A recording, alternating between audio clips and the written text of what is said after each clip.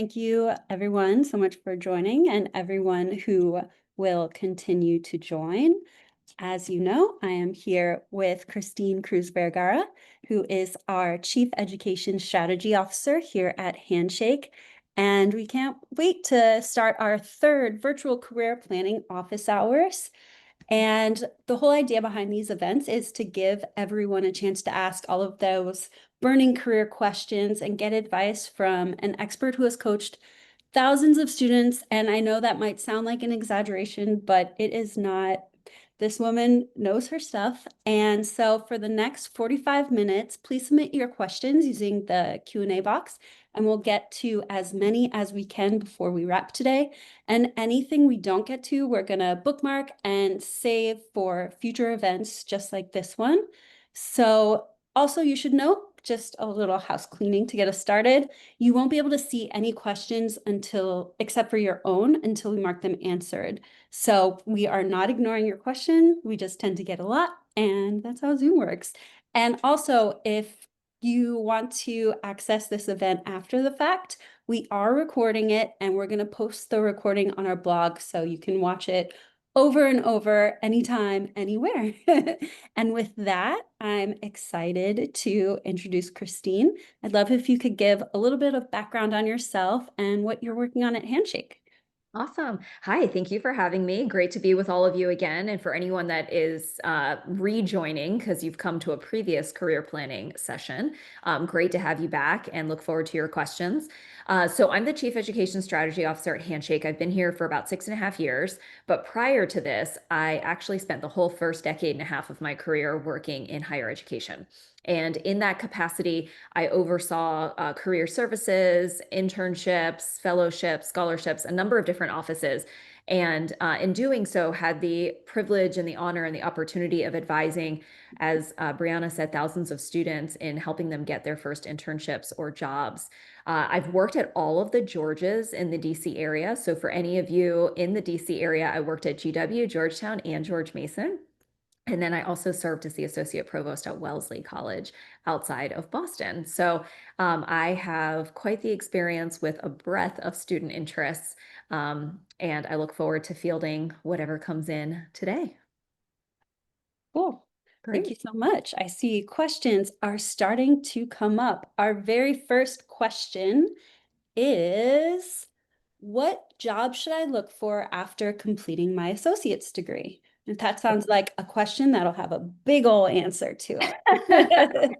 All right, so I actually need a little bit more information from you to give you a more concrete answer on that. I don't know what you're completing your associate's degree in. So the types of jobs that you might go for are going to look very different depending on what you have decided to focus on. If you are unsure of sort of where you might start, there are a few things that you can do. One, your school probably has a career center. You can make an appointment with a career center, sit down with them, and really go through your interests, what you enjoyed about your degree, or perhaps what you didn't enjoy about your degree, and how you're maybe thinking about using it.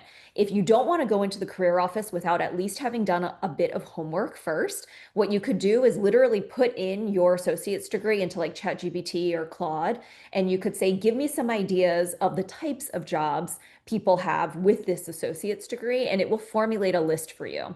I would then take that list and see which ones you're actually interested in, and I would go do deeper research on the ones that you find interesting. And from there, I would actually ask or prompt it to say something to the effect of, tell me which skills in particular are most used, like the top 3 skills that are most used in these different roles that you've just listed. So it also gives you a sense to like check against yourself. Are these actually the skills that one, I have, and two, I'm actually most interested in using? Sometimes you have a skill, but you don't actually want to use it all the time because it's not that enjoyable for you. So those are the different types of things that you can do to just get yourself started. And then it's a lot of research, it's a lot of homework, and then you're going to chat with folks about that.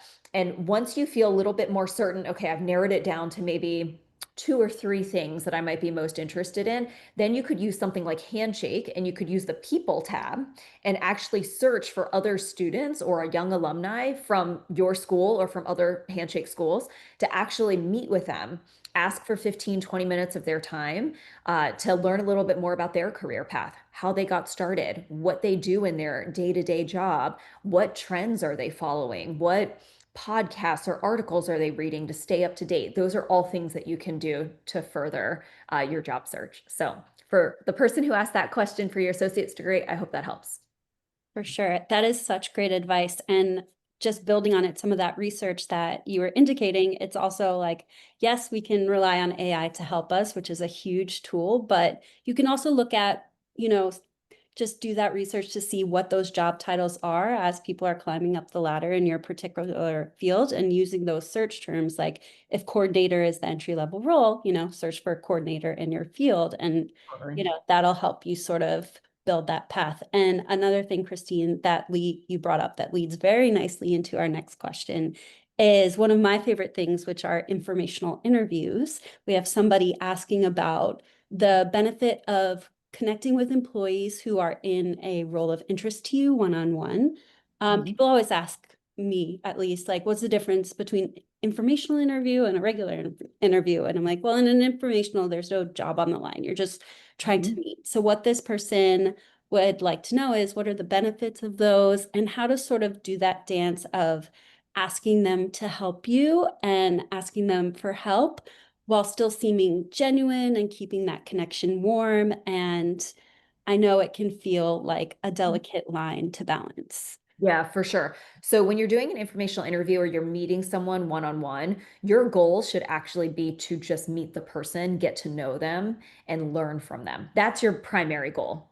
Secondary could be a referral. Secondary could be them introducing you to other people. Secondary could be them actually helping you land a job. But those are all secondary.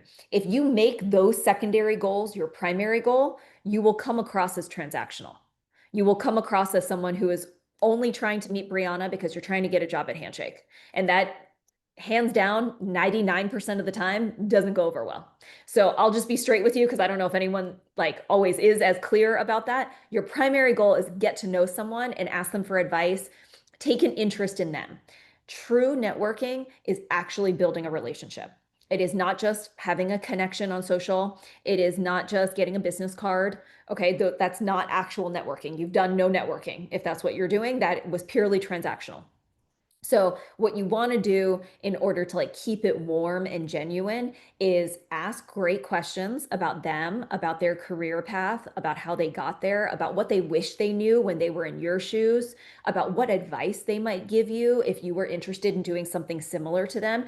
Remember, career paths have changed and shifted over the years. If someone were talking to me now, today, about what advice I would have for them to get into a tech company, for example, or to transition from higher ed to tech, I can tell you my story, but my advice to you literally today in 2025 might look different than the advice I would have given you in 2020, right? Because times have changed. The marketplace has changed. So asking questions like that can be really thoughtful and show that you, one, care about them, and two, you're really willing to listen and learn from their experience and their advice. Now, if you are sensing towards the end of the conversation that there's a real connection and it seems to be going well, they seem to be really warm and approachable, and they seem to also be taking an interest in you, then you could say something to the effect of, I'm really interested in working at Handshake, or I'm really interested in working at X company. Would you recommend that I speak with anybody else? Or would you feel comfortable referring me to one other person that I could also learn from? And again, it's not for a job, it's not for an internship, it's to continue learning. People understand that, they know what that means. And honestly, if they want to recommend you or refer you for the job, they will say that in that way. You don't typically want to ask somebody in a first meeting if they would be willing to refer you for a position or for a job, because you're essentially asking someone to put their reputation on the line for you. And when they don't know you yet, it's unlikely that they're going to do that. So I would focus on those primary goals. And if you do those well, it will often lead to the secondary ones. Absolutely. And we also have a great blog post we just published, which has a list of 50 questions to ask at those coffee and informational chats to help you sort of shape that conversation and get an idea and inspiration of, what you want to discuss. So I'll definitely be linking to that blog post with our video. This next question is more similar to networking. We're staying on that road. And Okay. it is, how should I network with recruiters or potential engineers when I found a position that fits my background, but the position seems to be only for experienced engineers? Okay, how should I network with recruiters or potential engineers when I found a position that fits, but the current open positions are only for more experience? Yeah, so it sounds like they're asking, they have a certain level of experience, but the job they have their eye on is asking for a little bit more. Okay, got it. So what you're going to do here is you're still going to do the same things that I already just said in the previous answer. So you're still building the relationship, you're still reaching out, all of that good stuff. What you could do in that situation is you could explicitly say, I found this particular position. I'm very interested. It feels like a good fit with my background, but I see that it's only for someone with X number of years of experience or X amount of time having led a team that is this size or in this type of growth company, so on and so forth. Um, what's your honest take on whether or not I might be a good stretch candidate for this role? Are there things that I could emphasize that would still make me considered for something along these lines? Or based on what you know of the company and the culture and what you all are trying to find right now, do you feel like that probably isn't going to work? And if so, what's your advice on how I might be able to still get to that role? So I would do something along those lines that essentially helps to bridge between the two so that you're getting more essentially intel, more insight. Yeah, and you're building a stronger connection while you're at it, so that's great. So continuing on this networking theme. Sure. Oh, this is so relatable. This person is saying they want to improve their networking skills and they just feel sometimes like they're not asking the right questions and that it just doesn't feel genuine and they're not making that strong impression that they really want to. Do you have any advice of how to keep it genuine and come off in a very engaging way to make sure that you walk away from that meeting having that person wanting to stay in touch with you? I have a couple of ideas for you. So, one is you want to pre-prepare all of your questions so that you're not, you use the pre-prepared questions as essentially your safety blanket in the meeting. You don't want to have to be like thinking of all of the questions on the fly. There's some of you in the room that are really good at doing that. And if you're great at doing that, then don't worry about it. You're likely not the person asking this question. If you are similar to the person asking this question, I would make sure that you go into every informational interview with at least like 8 to 10 questions that you would want to ask. That easily would fill up 30 minutes of time. And the chances are you won't get to all of them, but you're going to rank order the questions based on what is most interesting to you. Okay. And if you have trouble even like pre-preparing questions, what I would say is you could use AI to help you. And what I would do is I would take the person's LinkedIn and anything else that I know about them. Maybe I found their bio on the web. Maybe I know what research papers they've written, if they're in science or doing AI stuff. Or maybe I have found interviews with them if maybe they're more client facing and external, or interviews or podcasts that they've done. I would take that, I'd put that into Claude or ChatGPT, and I would essentially say, I am very interested in being in a role similar to this person, or I'm interested in learning more about this person's career path, or I want to understand what it was like to be, I don't know, the first female to work in a mostly male dominated environment, and what advice this person would have for me. This is this person's experience and some of their interviews. Help me craft really thoughtful questions to ask this person. And you could use that as your first draft. And then, of course, go through the questions and refine them, make them sound even better. By doing your research, and of course, if you're like actually going to talk to someone who has done podcast interviews or has written articles or anything like that, you should actually read those. That will help you, because when you're reading that and you're listening to them, it should hopefully help you formulate things that you are curious about related to them. So do that, use AI to help supplement. Okay. So now you have your prepared questions. In the moment, what I want to remind you of is they're just another human being. Like they're just another person that, yes, might be very busy. Yes, might have a lot of things on their plate, but they've agreed to have this conversation with you. So just remember, most people like talking about themselves, and you're giving them the opportunity to do that, and it will be fine. So just be clear and direct around, like, thank you so much for your time. I have a bunch of questions I wanted to ask you. If you don't mind, would love to kick it off with this first one and then go right into your question. If you notice in the moment that you are feeling like so nervous, sometimes it's just best to call it out and to literally just say that. I have actually been in informational interviews where I've talked to students before, where sometimes a student has just said, "I'm so sorry. I am so nervous. I was so excited to meet you," or "I have been really looking forward to this, and I just feel a little bit nervous about saying the wrong thing or asking the wrong thing, but I do have prepared questions." And it just, like, it breaks the ice, right? Like, we've all been nervous before, and sometimes you just have to call it out so that you can, like, break the ice and then move forward on all of that. So those are my two tips for you on that. Those are such great tips. And I couldn't agree more with calling out how you're feeling to help break that ice and make that real connection. Um, Sort of on the opposite side of things, we've talked a lot about networking and how networking can help you, move your career forward, apply to a specific job. But on the other side of things, Valeria is wondering your thoughts on cold applying. Is it better to network and form a relationship before applying to a job, or is there merit also for applying cold? Do both. It's not either or. You want to do both. But I do think that most people, most job seekers right now, they're over indexing on the cold applying because it's fairly easy to do that. Technology has made it much easier for us to do that. There are a lot of AI platforms out there that make it very easy for you to pump out a bunch of applications to a whole lot of places. And what I mostly hear from students or candidates that are doing that is that they don't hear back. And then they start to feel really discouraged that they've applied to hundreds of jobs and they're not hearing from anyone. They're not getting an interview. And that is not a helpful cycle for you to get into. So I would recommend that you do both. I would be fairly selective about where you are cold applying. Don't just apply to hundreds. You can't possibly be interested in hundreds of jobs. But apply, certainly you're going to apply to more than 5. You're going to apply to more than 10, but you don't need thousands. So kind of think about where it is you're cold applying, and also make sure that you are networking at the same time. Doing both of those together is likely to increase your chances of getting an interview.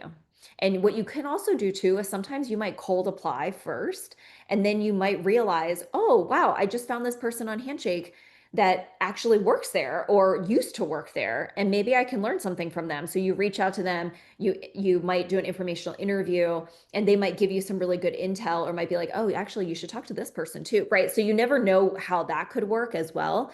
So that's why I always say you want to do both. Yeah, one of my favorite messages to receive from, cold from someone looking to network is, I just put in my application for this specific role. I'm very excited about it because of X, Y, and Z. And I'd love to pick your brain and learn more, because that shows me they already took the one action of applying, and then they took that second step of finding someone there to continue the conversation. So it just shows a lot of initiative in that way. You are both cold applying, but you're trying to make that connection too. Exactly. And actually, I can answer Gabrielle's question at the same time right here, Sure. 'cause it kind of like coincides with this. So her question is about, like, what's the most effective timing and approach in terms of, like, do you cold apply first and then reach out to someone? Do you reach out to someone and then apply? What's the best way? It kind of depends on whether or not you have enough close potential connections. If you know that you are likely to be able to actually, like, connect with a person or multiple people at a company that you really want to work at, then do that first and then submit your application, but like literally have everything ready to like hit send as soon as you talk to the person. Because when it comes to timing, most companies are doing a rolling review of all the applicants that are coming in. They're not waiting until a particular due date or when the job closes. They're just like starting to do interviews. So the sooner you can get your application in, the better chance you have of getting an interview versus like waiting until the deadline to submit. So that's where you kind of have to game it out depending on whether or not it's like likely that you're going to get a response.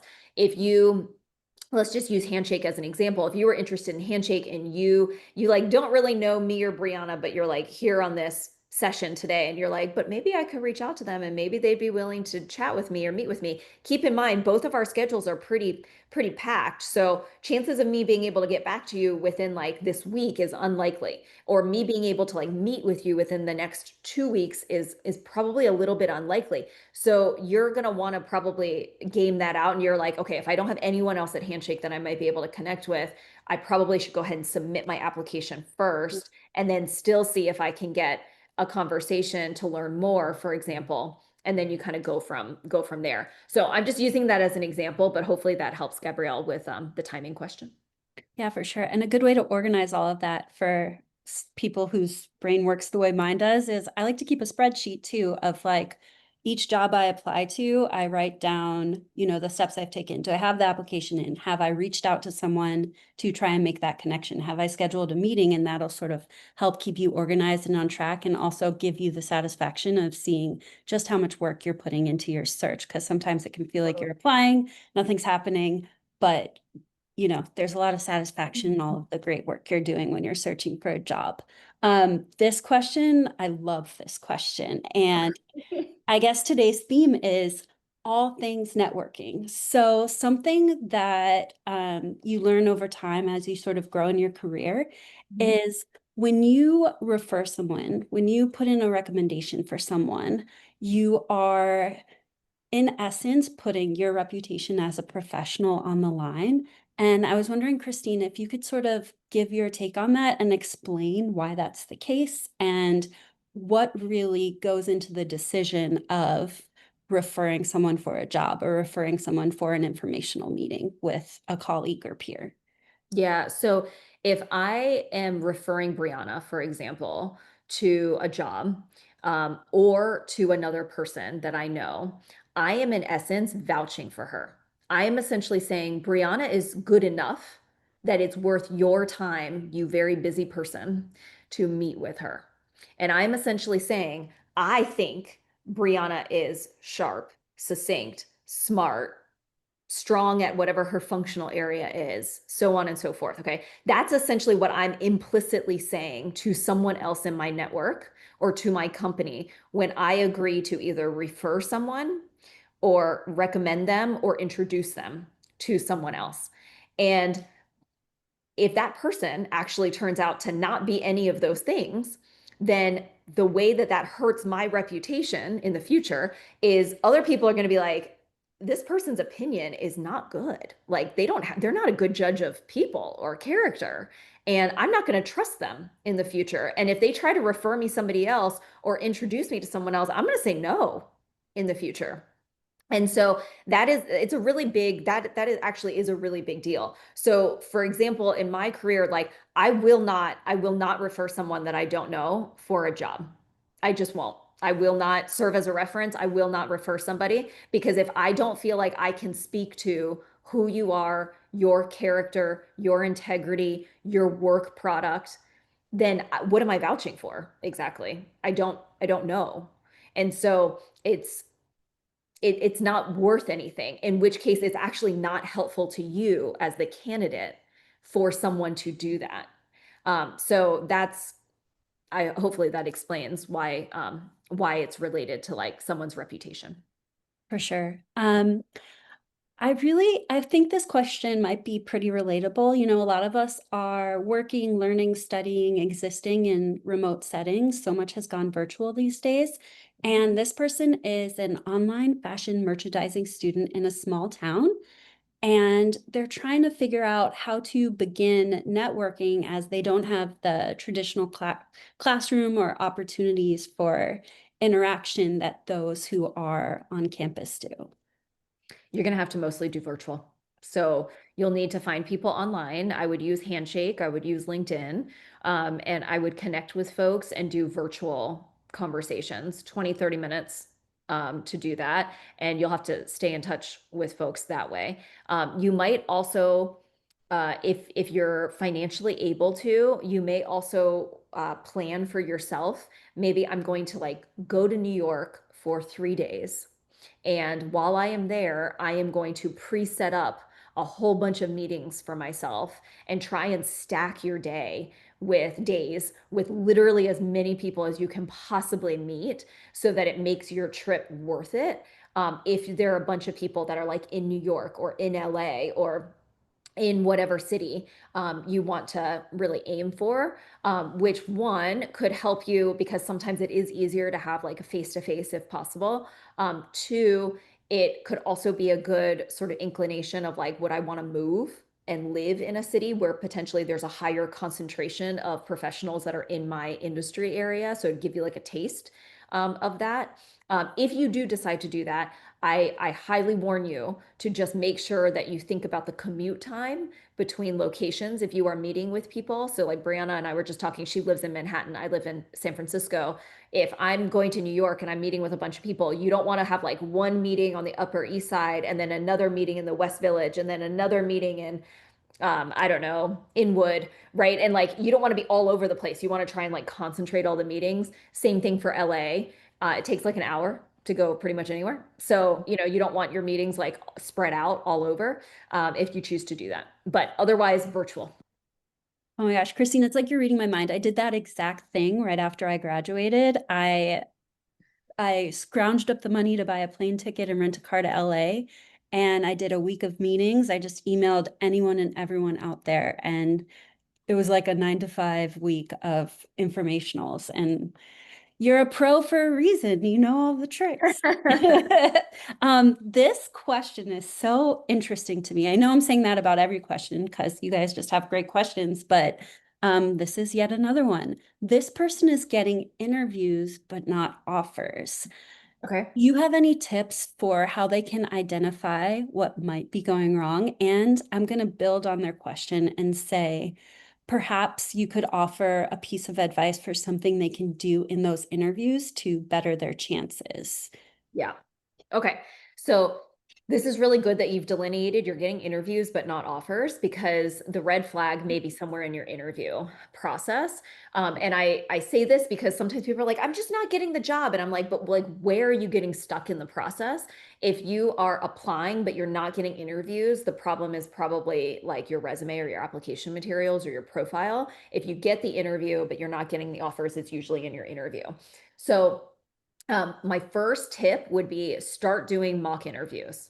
So actually sit down with like a neutral third party. It could be your career center, it could be your faculty, it could be your roommate, it could be your parents. It doesn't really matter, but you need to sit down with a number of people and you're going to crowdsource their feedback for you. So you do need to choose people who are willing to give you real feedback on how you are doing in your interview. Chances are there could be something in how you are interviewing that is coming across not well. It could be that you're so stiff that you're not showing any personality. It could be that you are not articulating yourself well. It could be that you are too verbose and your answers are absolutely too long and now people are bored out of their mind. It could be any of these things. But you won't know until you do some practice interviews with people who can give you real feedback on that. You can, of course, also ask the companies that have interviewed you, that have not offered you, if they would be willing to give you feedback. But I would not hold your breath. Most companies are going to feel pretty nervous about actually giving any real feedback there. So that's why I say the practice interview is likely to give you more of a sense of what might be happening there. If you are someone who's going into a technical area, it could also be your technical assessment, your coding challenge, whatever that project or case study is that you're trying to do. So that could also be a spot, but these are all the places where I would be looking to see if anything needs refining. Another piece that you might also think about is I have occasionally had some candidates actually ask at the end of their interview when the employer says, "Do you have any questions for us?" They ask a couple really well thought out questions.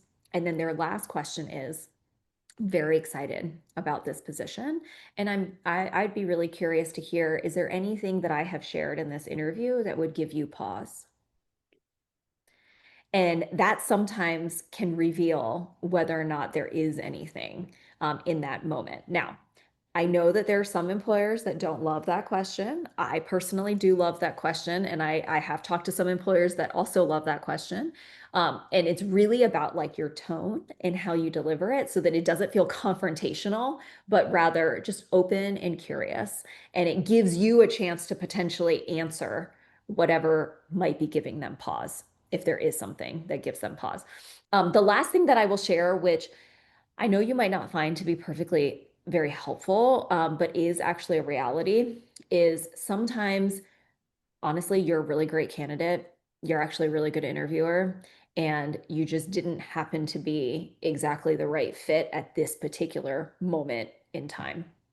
And that is basically not just because of like people have some preconceived notion of like what the right profile is, but because if you're a good leader, you're often actually trying to build a team that balances each other out, that has differences in approaches, in communication style, and like you have to have some of the same values and like work ethic around certain things, but sometimes you need different experiences to like balance a team out. And you don't know whose position you're backfilling.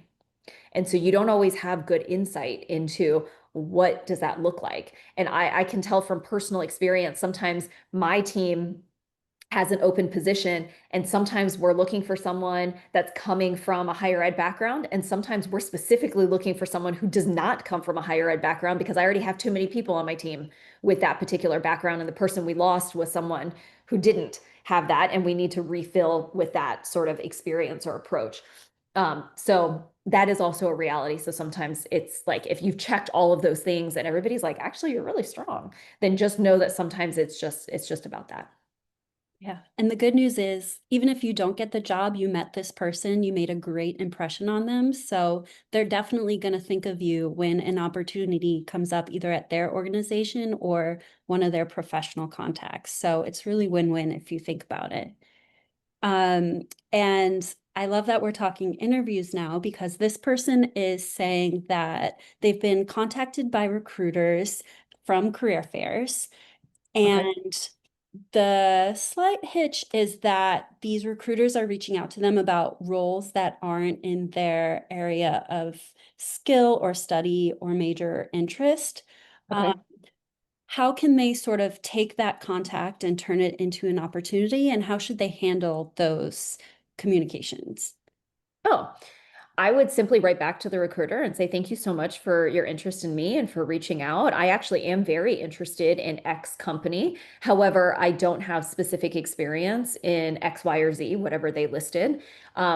Would you be open to a conversation where I could learn more about some of your positions in blank department? Perfect. Something along those lines. Yeah, everything's an opportunity. And at the end of that informational chat, how would you recommend reaching out to that person again, asking for a job referral in a natural way? I know we've talked about this a little bit, but in this specific use case, how would you phrase that message? Yeah, so it is a little bit different with like a recruiter. So I would send the first thing that I just shared with you. I would see what the person says back. So let's assume that the person responds back and is like, oh, sure, yeah, I can talk to you about other roles at our company. And so then you have that conversation. Then what I might say at the end of that conversation, assuming the conversation went well, is would you feel comfortable connecting me with a recruiter that is specifically recruiting for those departments? Or Would you feel comfortable referring me for any of these roles? Or would you feel comfortable letting me know when there are open positions for these particular roles? Like those, any of those endings could potentially work in that situation. Y'all might see me typing. I'm taking notes because Christina's spitting bars right now. She is giving such good advice that I definitely want to remember moving forward. So this is sort of, this person's asking on a different side of things.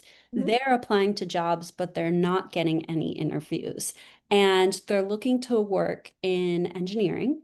Right. And they're wondering what they could do to increase their chances of getting those interviews and hopefully eventually a job offer. Okay. So if you're not getting the interview, there are a few places I would double check. So first is your resume, second is your profile. So keep in mind your profile essentially can almost be like a really thorough running list of all the things that you've done, right? You don't really have a page limit with your profile, so you can actually make your profile more robust. Your resume, however, is like your first test at whether or not you can sift between signal and noise. Can you determine what are the most relevant things that this particular employer needs to know about your experience and put that onto your one pager? Okay. So it's kind of like you marketing yourself as your first project, and you're trying to show an employer that you know how to do that. So I would make sure that one, your experience is very clearly articulated and you're using the jargon of your area. So if you're an engineer, you should definitely make sure that your bullet points and the way in which you're talking about your work is worded like an engineer would. I assume you're applying to engineering positions. And so that's going to be very key. You want to be able to quantify where possible. You can obviously both use your career center. You can also use AI for help. These are all places that you can go to do that. You might also look at some profiles of professionals that are in roles that you aspire to be in and look at their profile. Look at how they've written about their experience. Sometimes that can be very helpful to see other examples of that as well. You can also go to profiles of people who work at the company that you particularly want to work at and within their function and look at their stuff as examples too. Those are all good. Um, so I would double check all those pieces and just make sure that all of that is very clear and sort of tightened up. Okay, perfect. We have two more questions and then we're going to wrap things up. Just quickly, you just were giving tips on a better application to get more interviews. Mhm. This person is wondering, how do they optimize their cover letter without over-explaining? Okay. Your cover letter is essentially just like three, maybe four main paragraphs. Your first paragraph is like what you're applying for, how you learned about the position, and one sentence that is essentially your thesis statement of why you believe you'd be a good fit for this job. Okay. That's your first paragraph. Your second paragraph is where you actually explain those like top three skills that this job description is looking for. So you better read that job description and be able to distill what are the top skills that they're looking for. And you're essentially just explaining a situation, an example of something that you have done at one of the places you have worked or interned or done a project for to illustrate that skill. If you need a format, I would actually use the STAR method, which you use in a behavioral interview as a way to format without over explaining. So S stands for situation. What was the situation that you were in? T stands for task. What did you have to do? A stands for actions. What actions did you take to accomplish that task in this situation? And R is what were the results that you had from that, or what did you learn from that? Each letter is essentially a sentence, if not two at most. Okay. That will keep things pretty succinct so that you are showing, not telling someone. So, for example, if they're looking for strong communication skills, you're not telling someone, I'm a strong communicator, because, like, why should they believe you? Instead, you're telling them about a time when you were the secretary of your student organization and you had to help figure out a conflict between some members of the exec team and what type of event you guys were going to host. Okay. Now you've illustrated to me that you have the communication skill rather than told me you have the communication skill. So that's essentially your body paragraph. And you're like kind of weaving in those top 3 to 5 skills through your example. Sometimes you have to use two body paragraphs because maybe you have two examples that you really want to showcase. And then you just close it off at the very end by re-expressing your interest and that you hope you might be able to communicate with them further.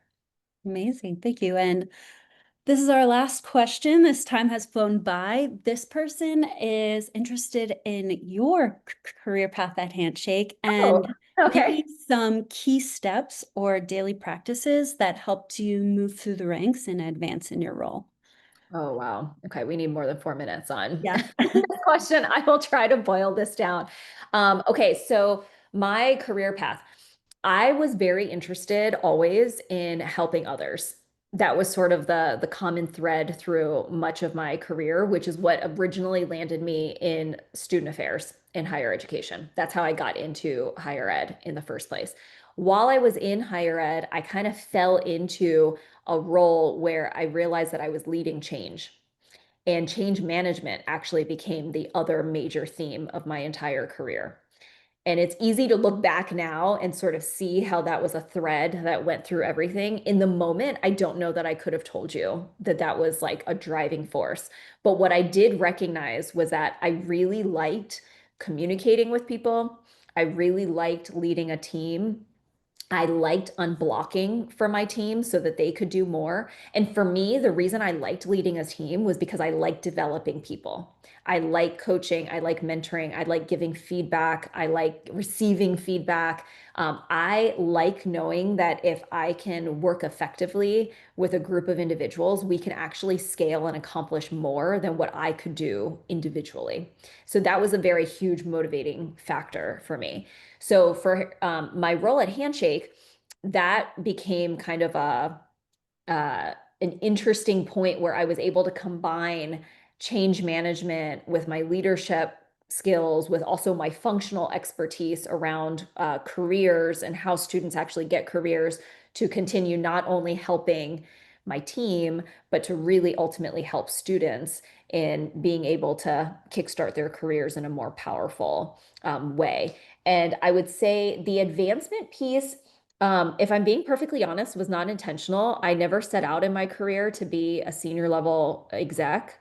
Um, I actually was quite happy to not be. It was more about having impact than it was about a title or a position specifically. But what I did learn pretty early on in my career was when opportunities present themselves, even if you don't always feel ready, volunteer, take advantage of it, jump into it, learn, figure it out. So I have a huge growth mindset and I am very focused on learning. And if I don't know something, I'm not afraid to ask. I'm not afraid to say I don't know or to ask somebody to explain something to me. And that has served me very, very well in being able to take on new challenges that maybe otherwise wouldn't have presented themselves to me and to be able to prove that I could do it. So those are my very quick thoughts. It's a good Yeah, question, and I'll have it's to a think about it huge more deeply. question. Yeah, for sure. It's so huge. So that brings us to the end of our office hours. Really appreciate all of the great questions, and we are so excited to keep bringing you more types of events like this in the future. So if you wouldn't mind, please take 30 seconds to fill out our post-event survey. It's posted in the chat. We want to know what you're interested in seeing from us so that we can give it to you. Also, be sure to keep checking our events page for more upcoming office hours, other events like Handshake 101 and more. And with that, thank you so much, Christine, for taking the time to share with us today. Like I said, I took notes. I'm going to be using some of this advice, and I hope everybody has a great rest of their week. Thank you so much. Amazing. Bye Bye, all. everyone.